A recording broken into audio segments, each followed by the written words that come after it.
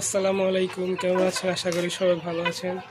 আজকে এই ভিডিওটা করার মূল উদ্দেশ্য হচ্ছে আমার খামারের আমার সবচেয়ে টেম যে প্রাণীটা আছে সেটা দেখানো। এই হচ্ছে সেই মুরগি।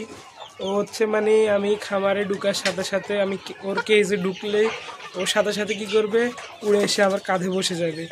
অ্যান্ড অনেক সময় এমনও হয়েছে যে উড়ে এসে কাঁধে না বুঝতে পেরে আমার মুখের মধ্যে এখানে একদিন দাগ করে ফেলছিল। এই যে দেখেন, ও আমার হাতে, আমি যেদিকে যাই ও আমার পিছে পিছে সব সময় থাকবে।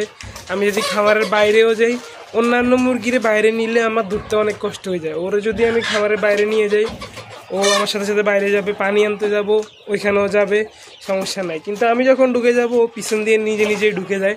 অবশ্য আমি কোনো এক সময় এটা ভিডিও করে আপনাদেরকে দেখাবো, কিন্তু আমি একার কারণে ভিডিওগুলো করে দেখাতে পারি না কারণে। তো আসসালামু আলাইকুম, আজকের ভিডিও এতটুকুই। আল্লাহ হাফিজ।